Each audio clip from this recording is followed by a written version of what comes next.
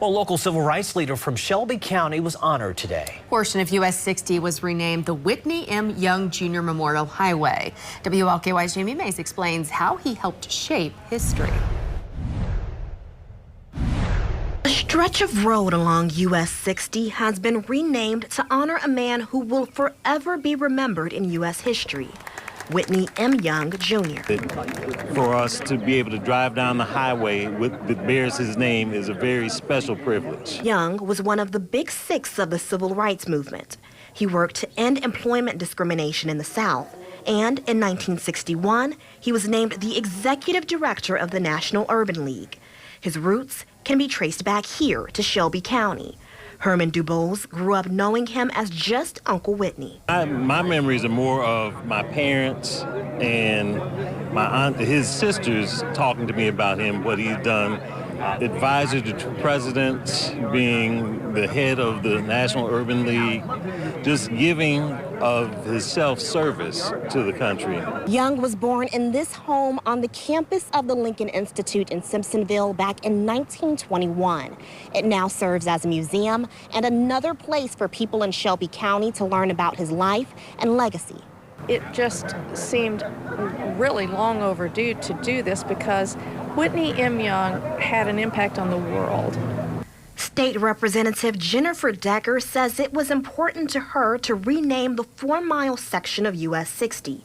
It extends the Jefferson-Shelby County line to the intersection with Montclair School Road. He actually helped guide the civil rights, or inspire the Civil Rights Act of 1964, which actually inspired civil rights acts in most every state in the Union. And he was born in Shelby County. The work he did decades ago is still driving people to greatness today. Whether you make great big changes for the country or small changes for the lives of people, that's very important. Jamie Mays, WLKY News. Well, today's ceremony comes 51 years after Young's death. Okay, busy afternoon in progress there on the Eastern High School campus there in the Middletown area of Louisville. You can see a track meet going on right now at Eastern High School. Beautiful weather for anything outside. As a matter of fact, just a little while ago, they kind of panned off with the chopper here, and it's busy over there at Eastern. There's a baseball game, there's softball practice going on. I believe there is some lacrosse going on, so this place is jam-packed right now with sporting events again at Eastern High School. Why not? The weather is absolutely delightful. 81 degrees, lots of sunshine, humidity 44%, a south-southeasterly breeze in here between 10 and 15 miles per hour. The evening weather looks ideal, holding on to clear skies, an even 80 at 7. Once the sun gets lower in the sky, goes below the horizon, and we see the dark hours, we'll slip rapidly through the 70s and into the 60s. But folks, that's going to set us up for a wonderful day tomorrow. Here's your 12-hour forecast for your Tuesday. Starting out in the low 60s, right around 63. I think we'll see a mix of sun and clouds tomorrow during the day. Look at that rapid climb, upper 70s, close to 80 by lunch hour.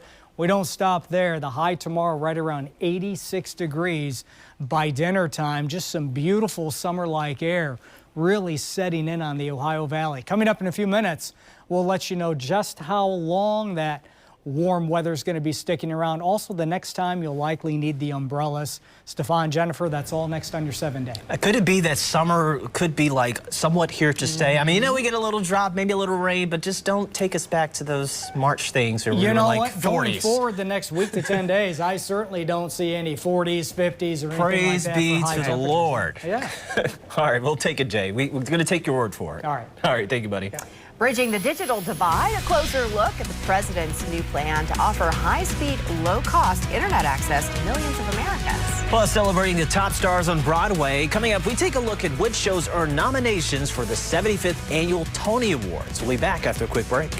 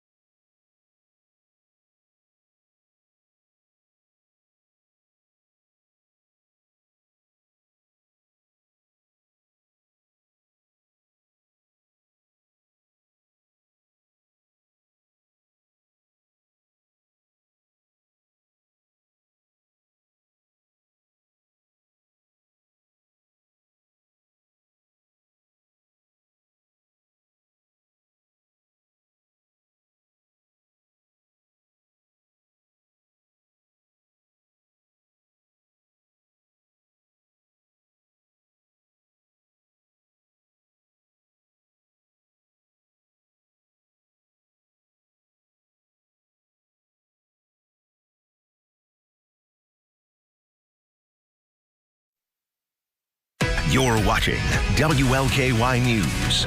Well, President Biden is expanding high-speed internet access for millions of American households. Yeah, as part of the Affordable Connectivity Program that was created through the bipartisan infrastructure law. As Deborah Alfarone reports, it could bring the monthly internet bill down to zero. High-speed internet is not a luxury any longer. It's a necessity. Bridging the digital divide. President Biden announced 20 internet providers have agreed to speed up internet service and lower costs for millions of Americans. If you qualify, you're going to get a $30 credit per month toward your internet bill, which most folks will mean they get on for nothing. The average cost of a broadband internet connection in the U.S. is $61.07 a month, according to the Organization for Economic Cooperation and Development, among the highest in the world. Providers are now capping costs for qualifying Americans at $30 a month, Bravo. matching the internet service subsidy in the president's $1 trillion infrastructure law. The need for speed became even more apparent during the pandemic with remote learning and work from home. I think it's vital at this point to make sure that all families have that option available to them so that we don't move backwards in terms of what we learned from COVID. The president made expanding high-speed internet access in rural and in low-income areas a priority on the campaign trail and also in his push to get the infrastructure bill through Congress. Many states and municipalities are working to expand access, which residents in rural areas liken to keeping the lights on. In today's economy, this is just the same thing. Those who are receiving SNAP benefits, Medicaid, or even Pell Grants may qualify. 11.5 million Americans have already signed up. Deborah Alfarone, CBS News, Washington. Okay, if you're interested to determine if you are eligible or just to sign up for the program, you can go to getinternet.gov. Well, Queen Elizabeth II won't attend the opening of Parliament tomorrow. Instead, Prince Charles will read her speech, which sets out the government's agenda for the coming session. Buckingham Palace issued a statement today citing the 96-year-old monarch's mobility issues. The Queen has attended only a handful of public events in recent months. The Department of Health and Human Services has launched a new maternal health hotline. It's designed for expecting and new moms facing mental health challenges. The federal government is initially funding it with $3 million, with plans to more than double the investment in the next fiscal year. The number on your screen right now is 1-833-9-HELP for moms. Now, it's not intended as an emergency response line. People in immediate crisis should still use the suicide prevention hotline. 11 workers at a Missouri hospital's maternity unit are not only busy taking care of their patients, they're getting ready to become a patient. 10 nurses and a doctor at Liberty Hospital are currently pregnant. Here's the picture. Their due dates range from as soon as late May to as far out as Thanksgiving. We have lots of play dates in our future. It's really nice to go through this journey together. It's a pretty big deal to have a baby. We've made jokes that some of our nurses that aren't expecting should open a daycare. So I want to know who's covering maternity leave here. Hospital officials say they're expected and excited for their employees, even if it will be tricky, like I said, filling shifts while they're on maternity leave. Yeah, good luck with that. Yeah, she'll be an interesting one to figure out. Well, the Tony Award nominations were announced today, capping off a Broadway season of 34 new productions. The Pulitzer Prize-winning show, A Strange Loop, leads the pack with 11 nods. Our Lee Sheps takes a closer look at the nominees. Blackness, queerness. A Strange Loop tells the story of a young black theater usher writing a musical about a young black theater usher cycling through his own self-perception and feelings of self-hatred. Michael R. Jackson is the playwright. How does it feel to be Tony nominated? It feels like a validation of almost 2 decades of work that I put into this one piece of art. Jackson started writing A Strange Loop at age 23. As an off-Broadway musical, it won the Pulitzer Prize for Drama. Now it's reaching a larger audience at the Lyceum Theater on Broadway. I think I was surprised initially when we were off Broadway. I thought because the show seems so specific and so, some would say niche, that, oh, it's only going to resonate if you're a black gay man. That experience is so specific that it's universal because it's just about being a person. Jackson is part of a groundswell of black talent on Broadway this season, with many artists tackling racial themes. For colored girls who have considered suicide when the rainbow is enough earned 7 Tony Award nominations. 2 for Camille A. Brown, with nods for directing and choreographing The Revival. This Tony Award season includes several shows that began performances pre-pandemic, including Best Musical nominees Girl from the North Country and 6, originally set to open March 12th, 2020, the day Broadway shut down. The Music Man, starring Hugh Jackman and Sutton Foster, was one of 3 shows to pick up a nomination for Best Musical Revival. Notably left off the list, Funny Girl. It's the first Broadway revival of the show Barbra Streisand made popular 58 years ago. Lee Sheps, CBS News, New York. Lee, thank you.